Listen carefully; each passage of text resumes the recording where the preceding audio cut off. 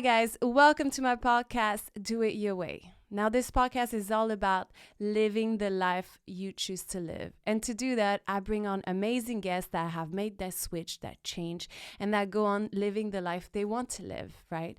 And through work, through their passion, they're making a living. And they're happy, really. So, isn't that the most important thing, right? And a little bit about me. My name is Andrea. I am a singer-songwriter, and I have built my whole life on proving that you could do whatever you want to do in life, whatever your talent. You can be whoever you want to be, wherever you come from. Yes. Is it easy? It's not easy. I can tell you that. But is it worth it? Well, I believe so. I am on my journey onto living the life I want to live as an artist. And to do that, well, yes, I bring on amazing guests. I get inspired, and I want you guys to get inspired. So here's why this podcast exists, right? Now, bringing on this guest, my guest today is Brad Sanders. Now, Brad is a drummer. He is a songwriter. He is a fashion designer. And he brings us to his journey on how he made it all happen. Now, as a songwriter, that's how we kind of started our conversation, because we talked about our craft, and he was sharing with me that he's been on this route of writing a song a day. And then little by little, how he developed his fashion wear. And so I decided I need you to come on this podcast because I need you to share your journey. How did you start? How, from where you are now? And this is what we're all about here. Is all about really choosing your path, going for it, and not taking no for an answer. Without further ado, let's have it. Mr. Brad Sanders. Say your name correctly. Yes, you did. Amazing. Thank you for not putting the U in there. A lot of people like to say Saunders, but it's Sanders. So thank you. Oh, sometimes I get it right, sometimes not. Yeah. Amazing. So welcome on the show. The show is called Do It Your Way, and it's all about people sharing their journey into becoming who they want to become by choice, by hard work. So I would love for you to start by telling us who you are, from who you were as a child until who you become, in terms of like what you do, and just, take us on that journey of yours. Okay. Well, music related. I started when I was about 4 years old.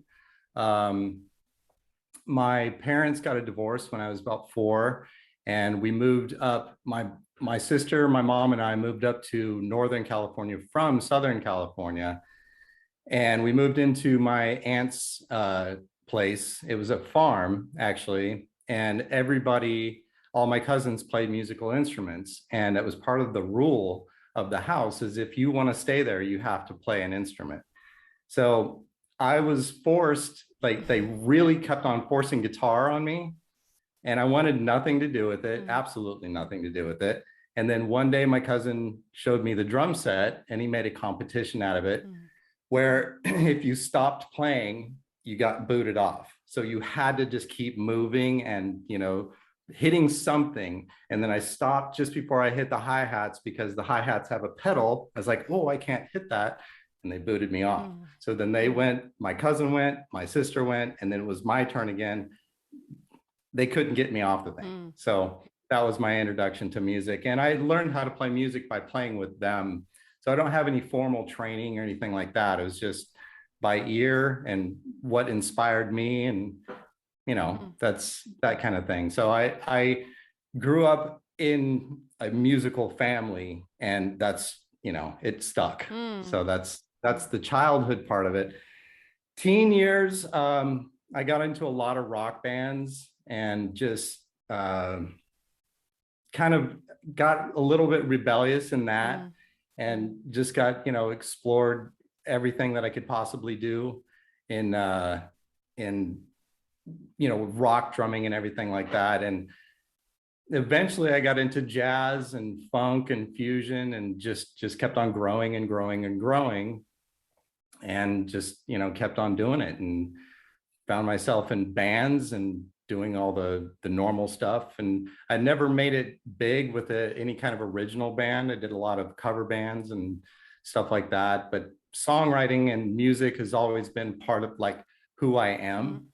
So I just kind of gravitated towards that. I left any kind of band or anything like that and just put it aside, and then got more into what I do, songwriting. That's mainly what I do. So yeah, sorry, I'm a little nervous right now. No, don't. It's okay. Thank you for being honest. Everybody's nervous anyway. Don't worry.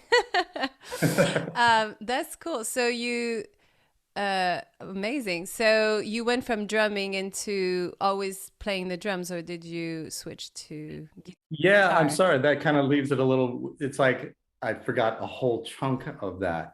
Every single time I was in a band, there would be downtime, and I would always pick up a guitar, or if there was a piano, I'd go noodle on that. Or bass. Bass was really not my main go-to until recently. Now I love it. But guitar was always sitting around, so I'd ask questions like, what's this chord? How do you do that? What's that sound? Get familiar with that. And that became something that I really loved doing. And honestly, songwriting came out of like the last 4 years of my life has been so much songwriting. It's ridiculous. I mean, we're talking about, in the beginning, it was about 16-hour days when I left my cover band. I was just determined to just write something amazing. That's all I wanted to do. And so I just learned and just kept on writing and writing and writing. And eventually I started writing stuff that people were like, hey, that's pretty cool. So I was on to something. But yeah, it's just been a journey to get to where I'm at now. It's just been fail after fail after fail until something actually started to sound decent. And now I'm working with good songwriters that actually put up with me, which is nice. Yeah, I think it's the whole point of art, isn't it? You practice, you practice, you practice. Yeah. You suck, you practice more, you practice more. Yeah, I don't think that's ever going to go away. No.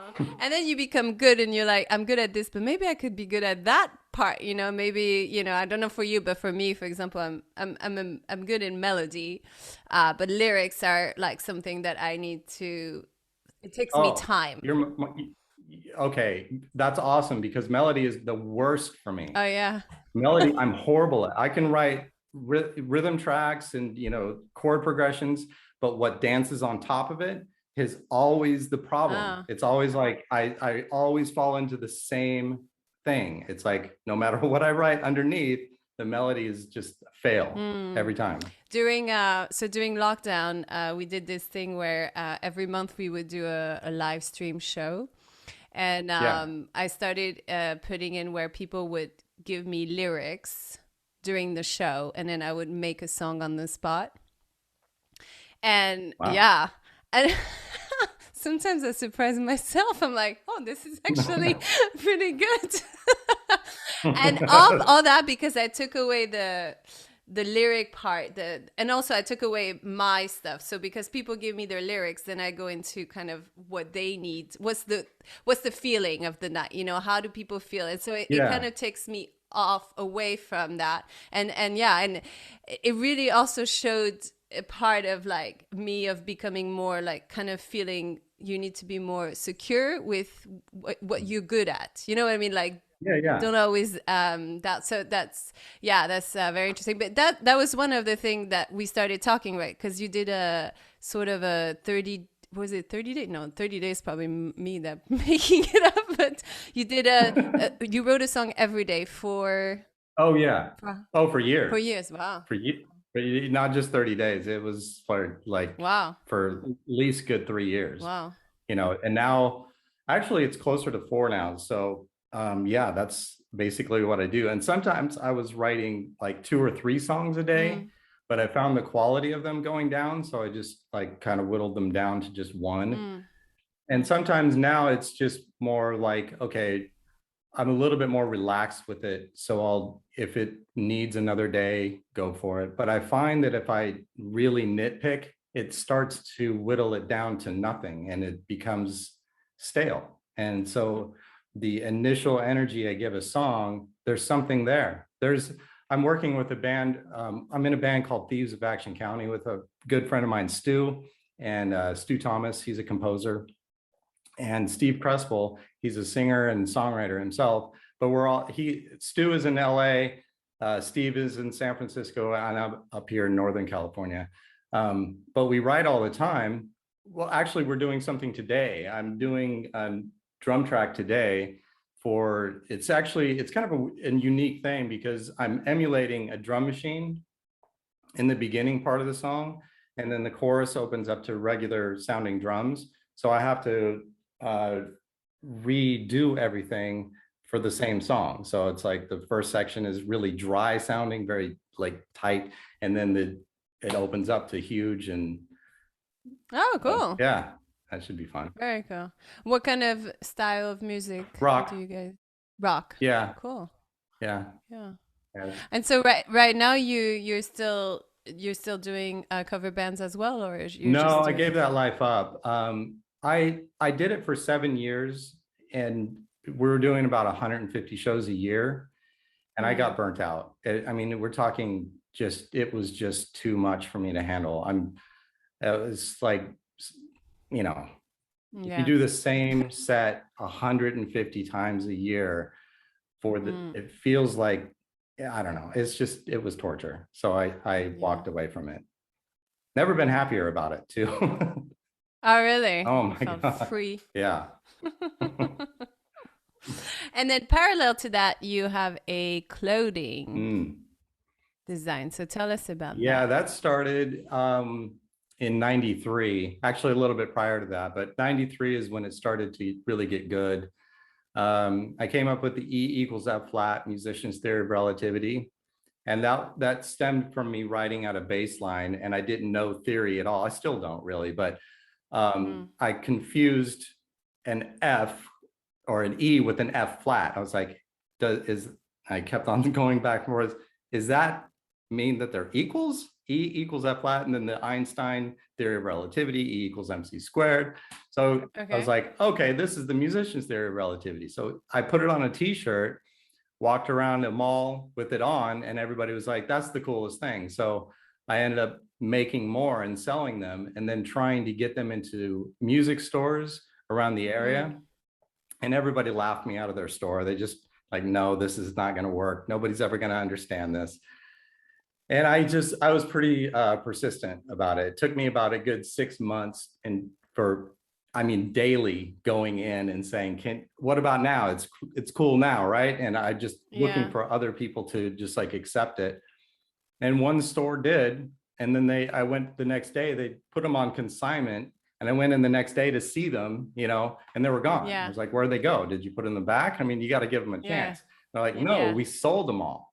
I'm like, whoa. So amazing. Then they ended up ordering more, and that sold out again. So I took that one success, and because it was the biggest store in the area, everybody like jumped on board. It's like, it was a no-brainer for them. So then I put it into a catalog, and then it went worldwide and changed my life. It was like, what in the world is happening? My little design, ended up going worldwide and selling tens of thousands of them every month. It's like, okay, this is pretty cool. So yeah, amazing. So I lucked out. It was just one of those things where it was just a good timing, I guess, and a design that kind of resonated with people and made them laugh. So I ran with it, and it's still going. So now I just come up with whatever I can, think of, put them on t-shirts and see what happens. That's great. Well, I want to go back when you went to that those first stores, and they said no to you. Why do you keep going back? What makes you go back? Because I knew what I had was unique, and it might have been. It was actually a good thing, because I'm from California, and I went to Florida. That during the time that I went to Florida, this was when I created the E equals F flat design. And I guess it may have been hometown arrogance. I don't know. I was young, and I just felt like, I'm from California. you know, that type of vibe, that type of attitude. And it wasn't deserved. There's nothing there. I mean, it's just a different location, but I just had that arrogance about me. Maybe it was, I don't know. I didn't feel like I was overly arrogant, but it probably was there. And I just was persistent. I was like, I know better. I know that this will sell. And so I just knew it. And I just wouldn't let up. I was always looking for somebody else behind the counter. Like, you've already said no to me. You've already said no to me. What about that guy or that girl, you know? So I just kept on going. And eventually one of them just relented. They're like, okay, fine, we'll try it out. So they put 6 on consignment and then sold out. I was like, yeah. Wow, that's amazing. So after 28 years or something later, you're still doing the t-shirts. Yeah. Are you doing other things as well, or is strictly t-shirts? Well, I'm t-shirts for now, coffee mugs, all the typical stuff. You know, I'm going to get into hats. I've done hats in the past, and, you know, the embroidery and all that kind of stuff, but I need to find somebody that can really do it well for a good price point. Right now, I can't find that person. It's kind of difficult to find them, but yeah, that's the goal, is just get into that type of thing. Eventually, I have plans to do a whole other big project, like a cafe, you know, that's, you know, like cool, like a hard rock cafe. Kinda, yeah. I would like it to be a venue, but a coffee shop in the day, venue at night, you know. Cool. That type of thing. Maybe Nashville, I don't know, somewhere. Yeah. So where are you located right now? Northern California, just north of Sacramento. Okay. Yeah, Sacramento. we're basically on fire right now. I mean, literally, the state is, it's pretty bad. Every summer, huh? Well, lately, yeah. They need to figure that one out. Yeah, it's weird. Well, not weird, but I don't know. Yeah. Tragic. Sorry. I hope everybody's safe. Me too. Yeah. So now it feels like you have 2 loves, isn't it? The songwriting and then the design world. Yeah. How does that work? How does a day of yours? Well, it starts out with checking email, and then I go right into designing. Or if I was mixing something the night before, I'll wake up and listen to it, because I'm honestly doing this type of stuff actually is almost detrimental to your health, because every single night is like Christmas morning. It's like you or Christmas the next day, because you can't sleep. You wake up early, you're just like ready to go. And so I'm like, I don't know, can you see these bags? It's like, it's crazy. I'm always working and I love it. It's just fun. So my day starts out checking email, checking mixes, you know, any thoughts that I had in my head for like cool designs that I wrote down, I'll start messing around with those. And then if I create a design that I like and can go on a shirt, the good thing is I can do it that day. I don't have to wait, and, you know, because it's print on demand. So I can put the design on a template, throw it up on the website, and offer it. So it's really easy, super easy. Yeah. And then, oh, I'm sorry. Go ahead. No, go ahead. Continue. After that, then it's usually songwriting. Just whatever, you know, I'll just grab an instrument, and whatever wants to come out, I'll just follow that path and see where it wants to go. Yeah. Amazing. And then, so what's your favorite part of the day? Oh, that's a good question. Favorite part of the day. Oh, you know, honestly, it's getting good tone out of my drums. I'm a drummer. That's like the first thing that I you know, as much as I play guitar and piano and bass and all that, I'm a drummer. So, and I'm not just like, I don't just play them and that's it. I'm like obsessive about the tone of these things. So you know, whatever I have, I want to get the most ridiculously magical sound out of these toms or bass drum or snare drum. I'm kind of a bit of a freak about it. So yeah, I love that part. If I had to pick one part of the day, it'd be getting really good tone out of my drums. Yeah, it's so important. Oh yeah.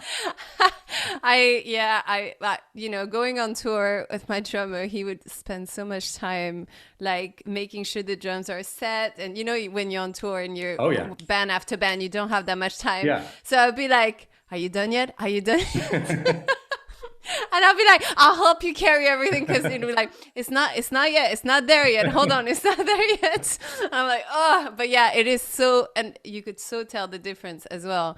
I totally agree. So Yeah. it's nice but it's nice that after, so how long have you been playing drums for now? Since I was For 4, I'm 1,000 years old, so just about 990 something years.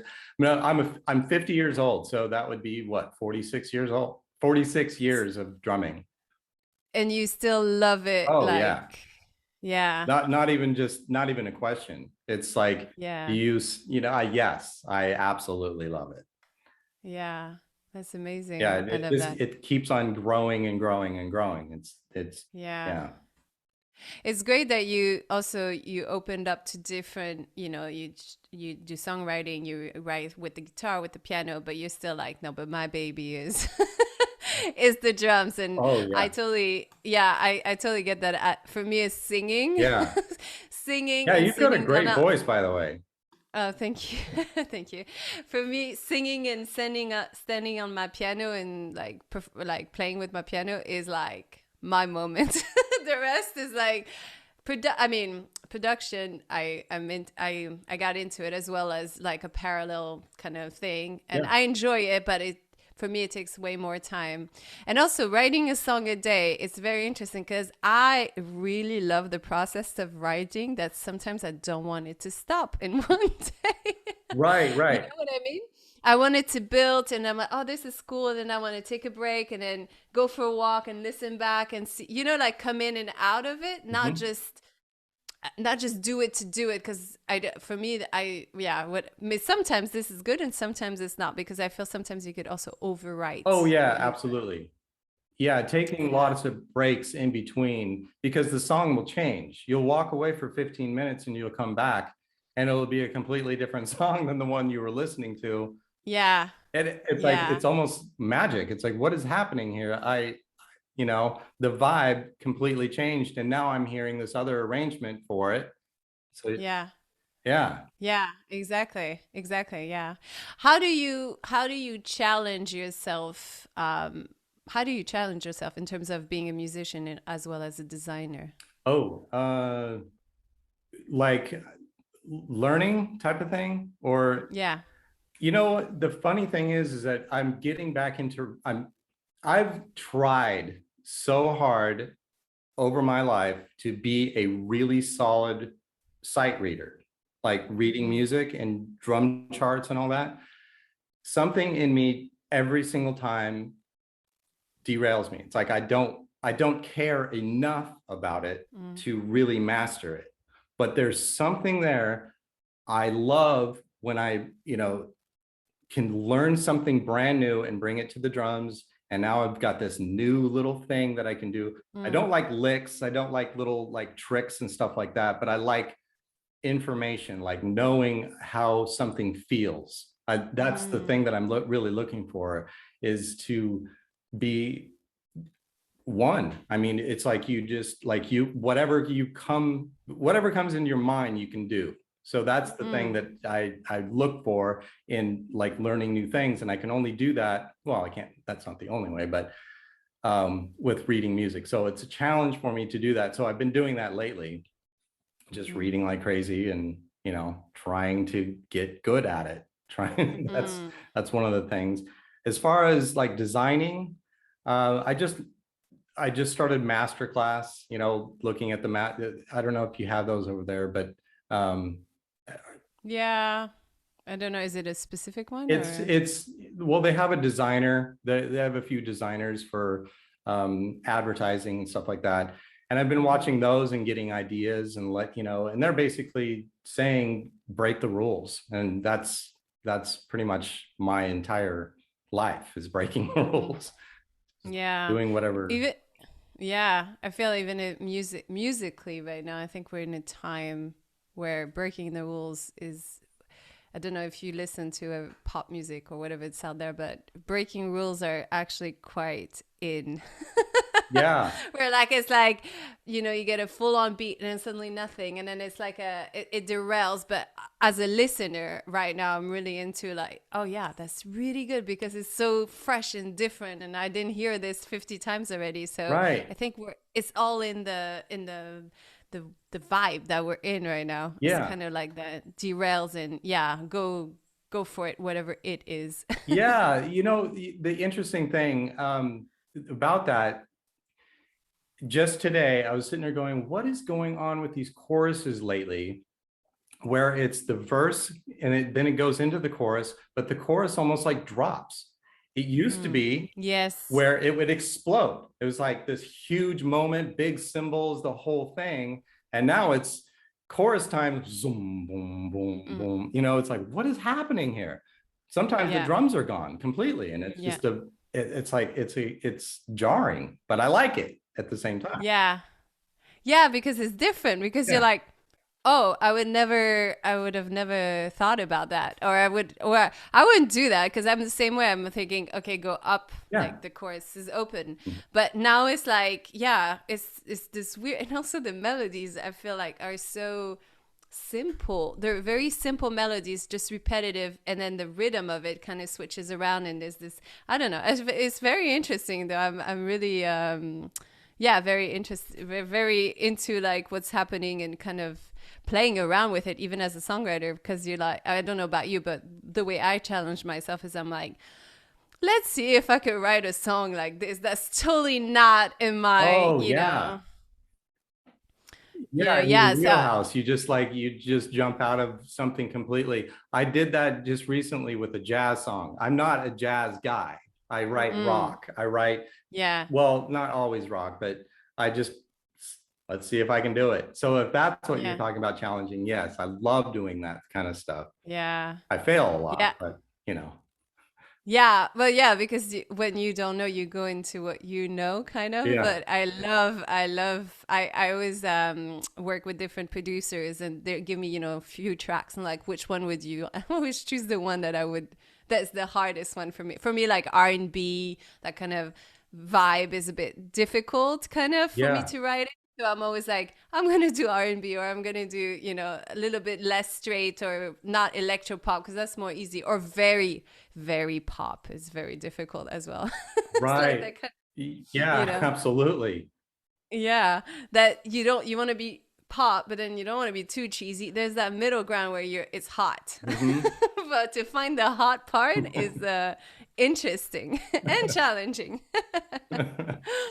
Well, the thing about Very. pop is I tend to leave the drums alone. I'll just use like drum machine stuff, Hmm. just write on the computer instead of here. And it kind of bothers me a little bit, but at the same time, it's the sound that you're going for. So Yeah, leaving my exactly. baby alone is kind of difficult sometimes.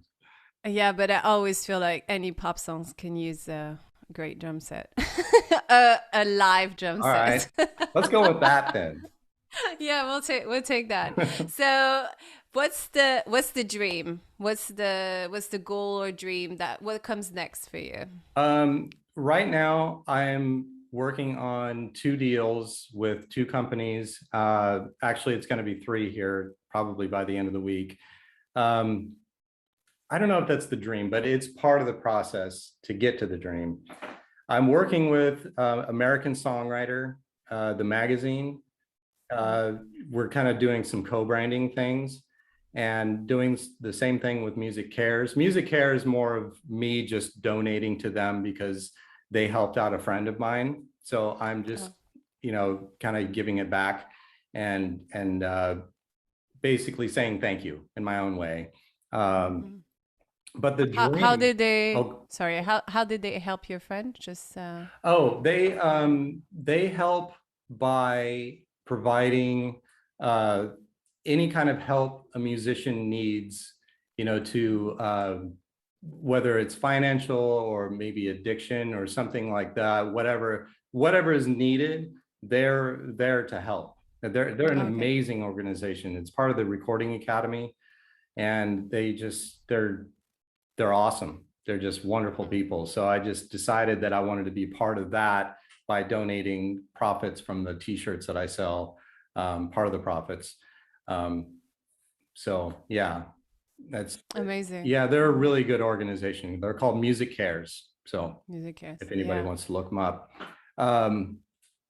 But actually, let me just jump ahead to the dream. The dream is to have a recording studio big enough and basically almost like a compound, like a huge community of musicians that want to stay for a month or whatever, record at my studio, and maybe have lights, camera, action at the same time, and blast it out to the world and just play music and record music, specifically drums. That's really what it's all about. All the instruments. The rest, we don't care. Whatever. I don't care how that sounds. Do the drums sound good? But yeah, it's really that. I just want to create music and play it live, whether it's live streaming or if it's, the other huge dream that I have is to play, I forgot the name of it, which is embarrassing. Royal Albert Hall, is that it? Yeah, the Albert Hall. Yeah. That I think it holds like 5,000 or something like that. Yeah. But I saw a few videos of musicians or bands playing there. I was like, that's it. I want to play there. Like a rock band with an orchestra behind me, that type of thing. Yeah, that sounds good. Yeah. Very good. I like this dream. It's funny because your first dream of the big recording studio sounds like where it all started for you with the family. Yeah. Totally. I didn't even put that together. Yeah. You're my new favorite psychologist. This is great. Thank you. Yeah, no, but it's a bunch of people coming together, and it's community, but it's also a shared passion with music. Totally. That's mind-blowing. Seriously, I didn't even put that together. Like I'm going back to my childhood. So is all your family, just going back, a side note, are they still playing music, or you're the only one that's they all do that. No professionals that I know of anyway. But they do it for fun. Every Christmas they get together, and we all get together and play, and it's great. They're great musicians, Yeah. So cool. Yeah, nobody did it except for me. But even professionally, I'm just a songwriter. I don't perform these days, but I'm open to it. Yeah. I mean, you toured once you do it. Yeah, the stage, that's true. Like a bike, you go back on it, and you may be nervous at the first show. You're like, oh, okay. Yeah.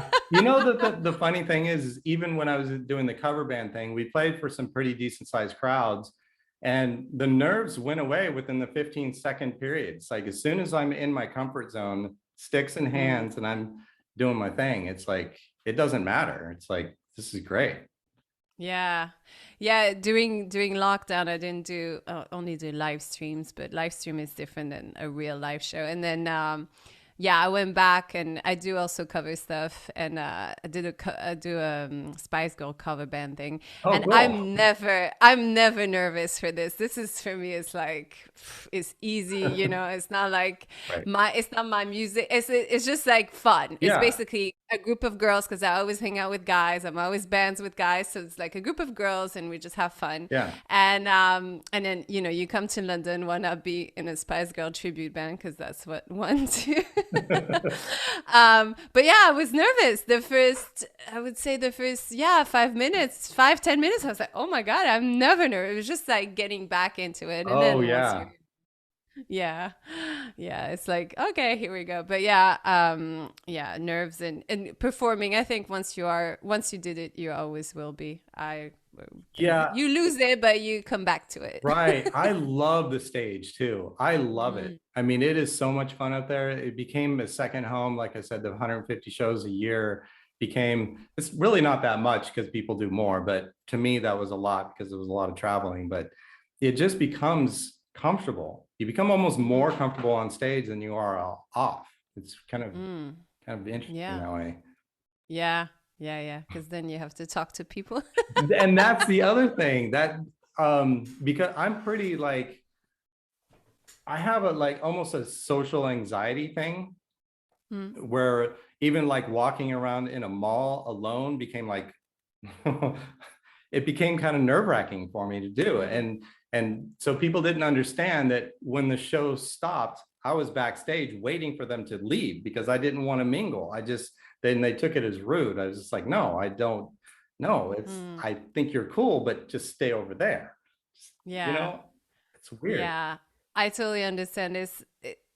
It's the favorite part of people that come to see the show, but for artists, it's the hardest part because the last thing you want to do after a show, yeah, and that's a big secret because nobody thinks that the last thing you want to do after you do a show is to go in the crowd and talk about it with people because you want to go in your corner and just be like, okay, let me like, it's Impressed. I understand. Yeah, I understand. But I talk before and after, and I just kind of put my big girl, big girl outfit on. I'm like, you could do this, you could do this. But yeah, I mean, before it's very hard because before everybody's like, "Are you nervous? Are you nervous? Do you think you're gonna do a good show?" And you're like, no, I mean, I'll be fine, but They're putting the fear of God in you right before you're going on. Are you nervous? You don't look well. Yeah. No, they're like, you nervous? You don't look nervous. You never look nervous. I'm like, no, I don't. But if you keep talking about it, at some point, I'm like, I have a full-on anxiety attack. Exactly.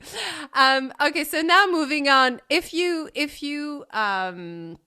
had an advice to give somebody that's just starting in the music industry, in the design world, what would it be?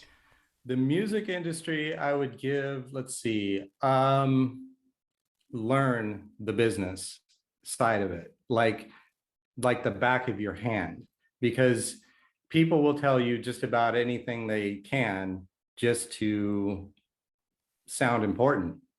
And it's dangerous. I mean, you'll think that, okay, yeah, that's the way it works. And when in reality, it doesn't work that way, whatever the thing happens to be. But just learn the music business, that side of it, just get it under control. Just learn what publishing is. If you're getting into songwriting, learn what publishing really means.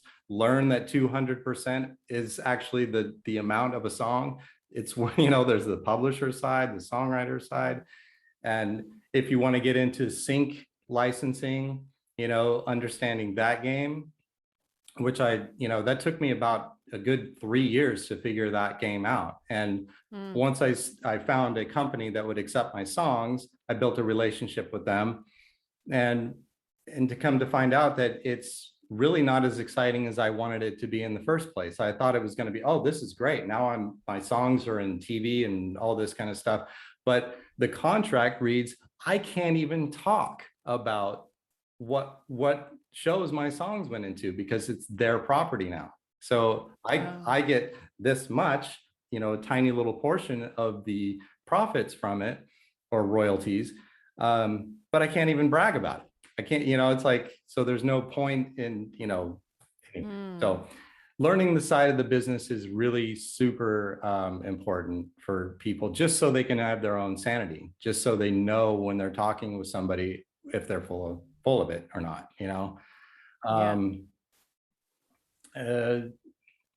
as far as designing goes, I don't know, maybe just watch a couple shows, YouTube channels on designers that you admire and just get their vibe and just do whatever you want to do. Honestly, I just, if it makes you happy when you look at it, then it's good.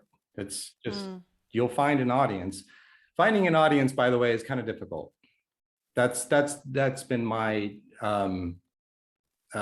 challenge, is finding a huge audience on my own. I've always relied on other people's success to gain something from that. So maybe that's the answer right there, is just kind of piggyback on other people's success, I guess. Just, like with American Songwriter, that kind of came out of the blue. I'll just give you a really quick story. I don't know if I'm veering off into the weeds or not. No, go. It's great. It's great. Yeah. With American Songwriter, I actually literally just sent them a an email asking how much their rates were to advertise, and they checked out my stuff, and then they wanted to buy my company. That's what their retort was. That they responded by saying, "Screw advertising, we just want to buy you." And so then that opened up a conversation where I didn't want to sell them my company. I just wanted to advertise with them. So now we ended up at this co-branding thing. So because of their success and how wide they, you know, how big of a reach they have, I decided to go with it. And now we're co-branding, and there you go. So as far as reaching an audience, maybe that I'm just answering it right now. So again, you're the best psychologist I've ever seen in my entire life. Swear to God, we should do this every single day. I should charge then. Damn. How much is this anyway? Yeah, I should. I mean, I'm in the wrong business. I knew it. I knew it. Yeah. So as far as advice goes, talk to Andrea every single day. Should be fine. No, I know. Okay, great. Thank you. Yeah, I think finding your audience also as a creator, as any creator, especially as a singer songwriter, you know, putting yourself out there, doing your material, putting your identity and stuff like that.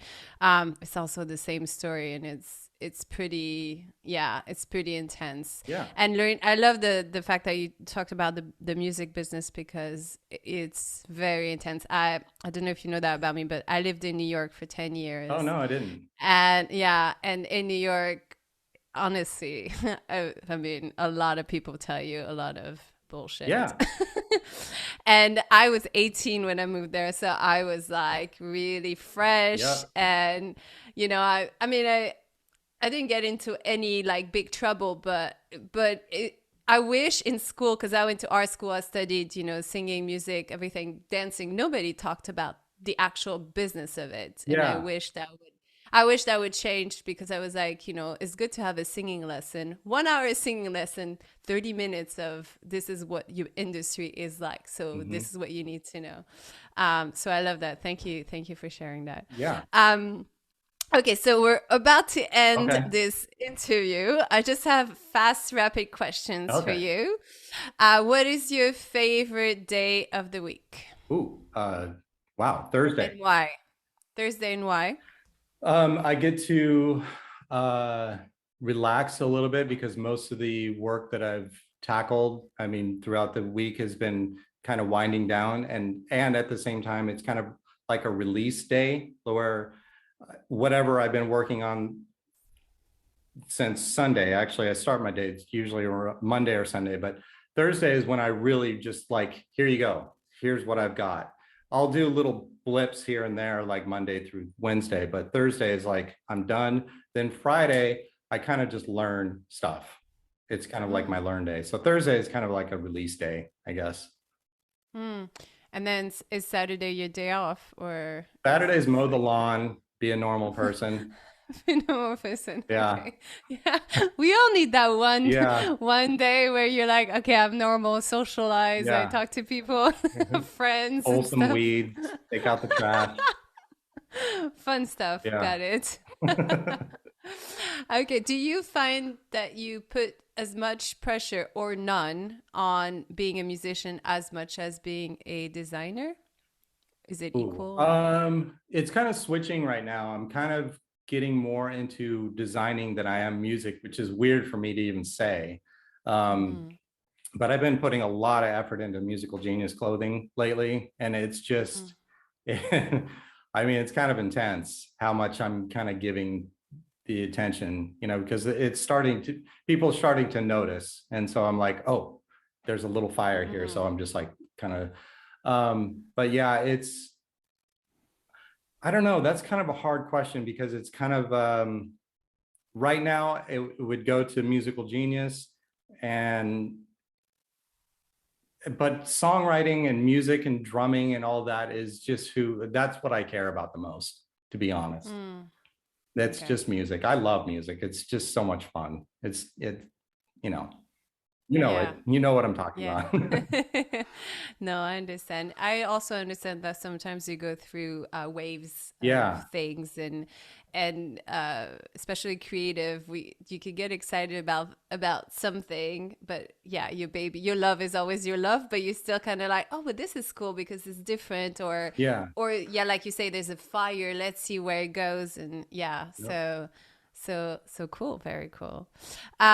My last question for you is if you were given an elephant, you can't sell it or give it back, what would you do with it? Well, I'd make best friends out. The thing is, I absolutely love animals. I mean, all of them, every single one out there. I mean, there's some jerks out there. Some dogs are like, giving me some attitude, but I love them Yeah. too. And if I was given an elephant, what would I do with it? Because I don't live in a big enough house. Um, I guess I'd be moving to wherever elephants are happiest. Mm. I don't know. That's a great question. What would I do with an elephant? What is this? I would learn a little. I would learn a lot about elephants, and I would treat it well. However, that works out. I'd probably end up hiring a trainer. That trainer would probably say, "Hey, maybe this elephant would be better at my place rather than your living room." I'd probably agree, and then I'd Mm. probably raise the elephant where it's happiest. How about that? All right, perfect. All Thank you. right. Well, Brad, thank you so much for coming on the show. Oh, thank you for It was, having me. It's a wonderful honor to be a part of it. Sorry about the nerves in the beginning. I was just like, I'm talking to somebody. So it's kind of like me in the mall right now. It's like out of my no, head. don't worry. It's also hard on Zoom, and everybody's nervous. I was nervous. I've been nervous too, so don't The worry. other thing, I'm noticing that you're actually looking at me as if you're looking right into my eyes. Do you have a Good. teleprompter? No. Don't? No, no, no. I don't Really? have anything. Because Yeah, yeah. I'm probably looking at like you're over here or something. Like I'm Yeah. like being shy. So if I looked at you like this, be Yeah. like, hey, That's like how's it you going looking there? at me. Now he's Yeah. looking at me, but then I can't see you. So it's like this makes me all cross-eyed. So I'm looking at you while I'm talking. So I'm sorry that I'm not looking at you when I'm talking.